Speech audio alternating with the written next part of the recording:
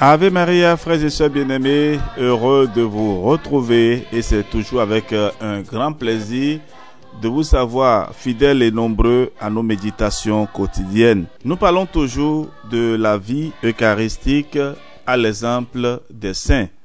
Et parlant de l'Eucharistie, nous avions la dernière fois abordé un autre grand thème, la présence de Jésus en nous lorsque nous le recevons.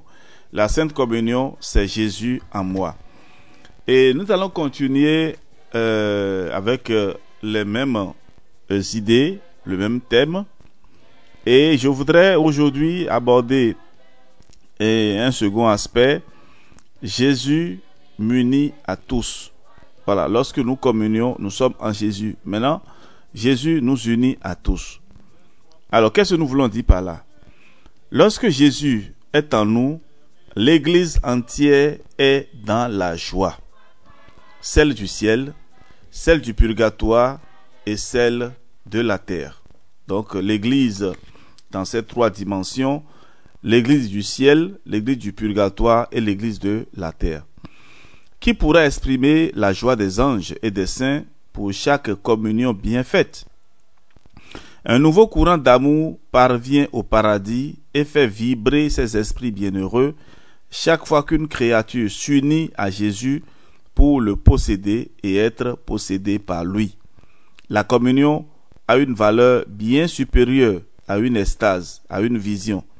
La Sainte Communion transporte tout le paradis dans mon pauvre cœur. Quant aux âmes du purgatoire, qui pourrait dire combien nos saintes communions sont efficaces pour leur libération? Le père défunt de Sainte Marie-Madeleine de Patsy lui apparut un jour et lui dit qu'il avait besoin de 107 communions pour quitter le purgatoire. De fait, à la 107e communion, la sainte vit son père monter au ciel.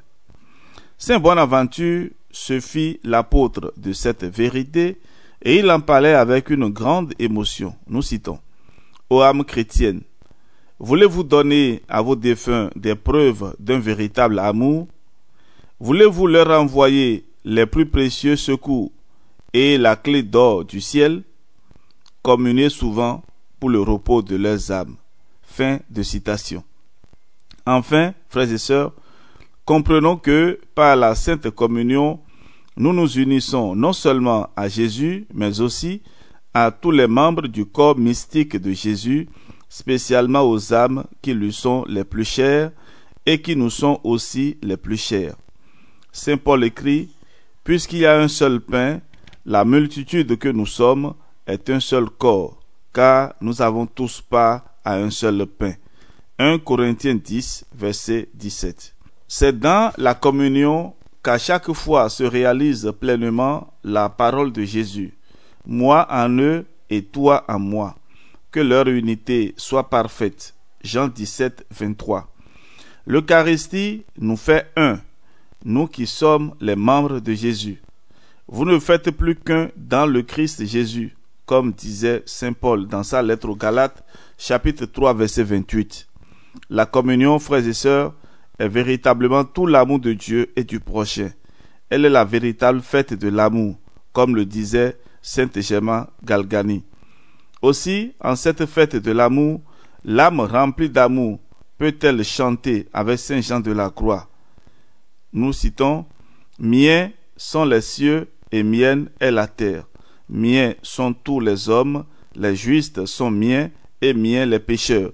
Les anges sont miens et la mère de Dieu et toutes les choses sont miennes. Et Dieu même est à moi et pour moi, parce que le Christ est à moi et tout entier pour moi. Fin de citation.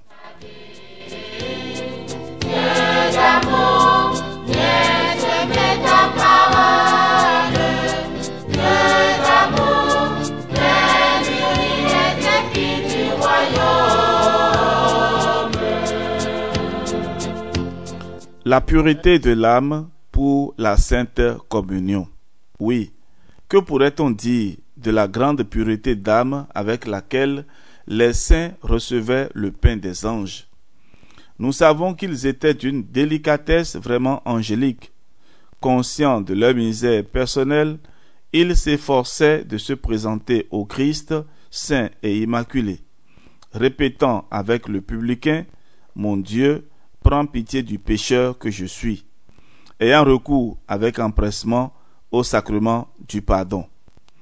Saint Jean-Baptiste de la Salle disait à ses frères, nous citons, « Approchez-vous de la sainte table avec les mêmes dispositions que vous voudriez avoir pour entrer au ciel. Nous ne devons pas avoir moins de respect pour recevoir le Christ Jésus que pour être reçu par lui. » Fin de citation. Frères et sœurs bien-aimés, lorsqu'on porta le saint viatique à saint Jérôme qui se mourait, on le vit se prosterner à terre en adoration et on l'entendit répéter avec une profonde humilité les paroles de sainte Élisabeth et de saint Pierre. Comment est-il possible que le Seigneur vienne à moi? Seigneur, éloigne-toi de moi, car je suis un homme pécheur. Luc 5, verset 8. Que de fois sainte Gemma Galgani ne fut-elle pas tentée de ne pas communier, parce qu'elle se considérait comme une fosse à fumier, c'est-à-dire grande pécheresse. Saint Padre Pio répétait avec anxiété à ses confrères, « Dieu voit même des taches chez les anges.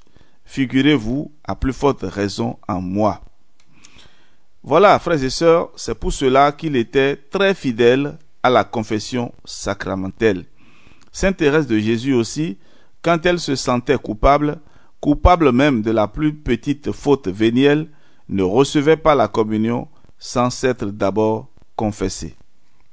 Sainte Madeleine de Paty disait « Oh, si nous pouvions comprendre qui est ce Dieu que nous recevons dans la communion, quelle pureté de cœur nous voudrions lui offrir. » Aussi, de très nombreux saints se confessaient-ils chaque jour, comme saint Hugues, saint Thomas d'Aquin, saint François de Sales, saint Ignace, saint Charles Borromée, saint François Borgia, saint Louis Bertrand, saint Joseph de Cupertino, saint Léonard de Port-Maurice et tant d'autres. Saint Camille de Lélis ne célébrait jamais la messe sans d'abord se confesser. Il voulait au moins dépoussiérer son âme.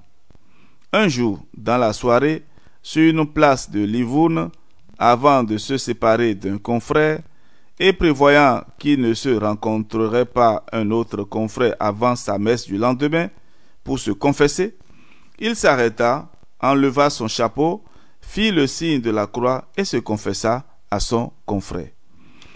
Saint Alphonse, Saint Joseph Cafasso, Saint Jean Bosco, Saint Pie X, Saint Pieux de Pietrelcina se confessaient très souvent. Et pourquoi donc Saint Pie X voulut-il fixer à 7 ans l'âge de la première communion des petits-enfants, sinon pour faire entrer Jésus dans le cœur de ces enfants innocents qui ressemblent tant aux anges? Pourquoi Padre Pio était-il souvent comblé de joie lorsqu'on lui présentait des enfants de 5 ans préparés pour la première communion?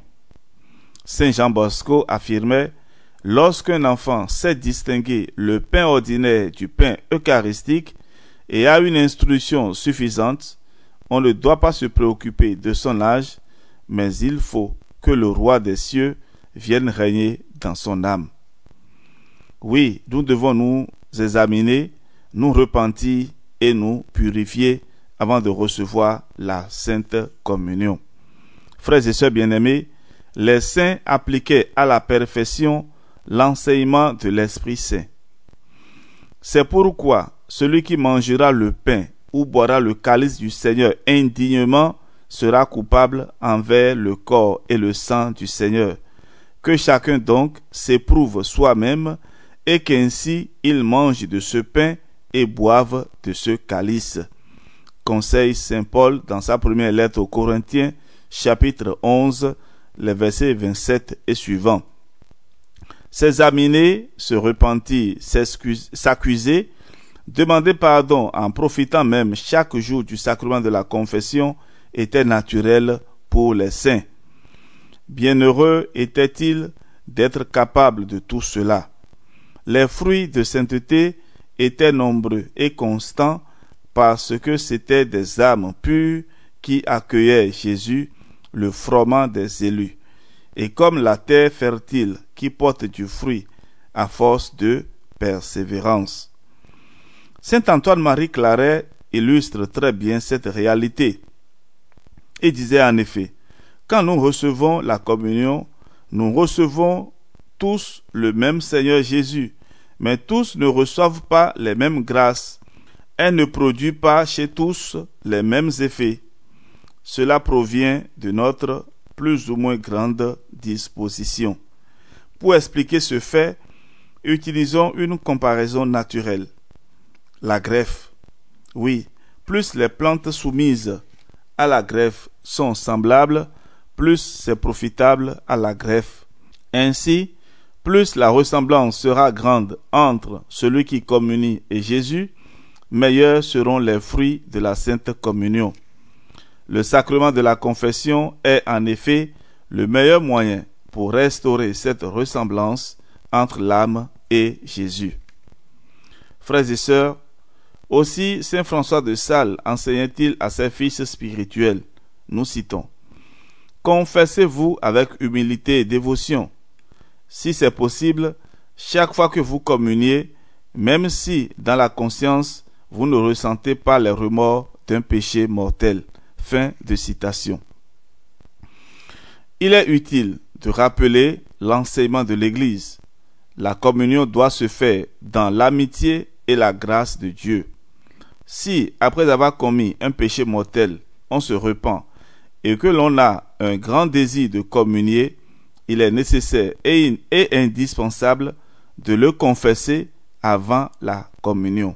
Autrement, on commet un péché très grave, un sacrilège. Il n'existe pas sur terre de supplice qui puisse le punir, dit dans une révélation Jésus lui-même à sainte Brigitte.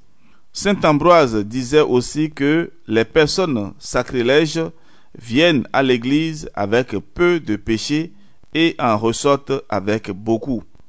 Saint Cyril écrivait avec plus de force: celui qui fait une communion sacrilège reçoit dans son cœur Satan et Jésus-Christ. Satan pour l'y faire régner et Jésus-Christ pour l'offrir en sacrifice comme victime à Satan. Par contre, la confession faite avant la communion pour rendre l'âme plus pure et plus belle est non seulement nécessaire mais précieuse, parce qu'elle revêt notre âme du plus beau vêtement nuptial avec lequel il est possible de s'asseoir à la table des anges. C'est le motif pour lequel les âmes les plus délicates ont toujours cherché, au moins mensuellement, à recevoir l'absolution sacramentelle, même pour les fautes légères. Si la pureté de l'âme doit être la plus grande possible pour recevoir le Christ, aucune pureté n'est plus éclatante que celle qui s'obtient par la confession, par le bain dans le sang de Jésus qui rend l'âme repentie, divinement belle et resplendissante. L'âme qui reçoit le sang divin devient belle et comme revêtue d'un habit très précieux et resplendissant, à tel point que, si nous pouvions la voir, nous serions tentés de l'adorer, disait Sainte Marie-Madeleine de Paty.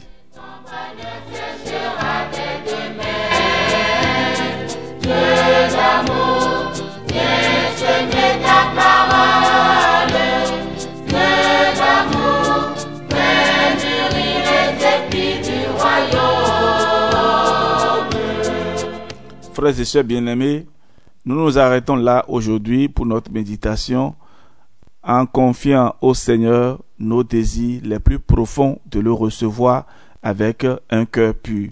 Demain, nous allons continuer notre méditation et nous allons parler de la communion avec la Vierge Marie. Que le Seigneur soit notre force, qui nous illumine et nous donne surtout la pureté du cœur et de l'âme Au nom du Père et du Fils et du Saint-Esprit. Amen. N'aie pas peur de la pluie et du vent, chaque jour fait grandir un moment. Sois la terre où le blé devient grand.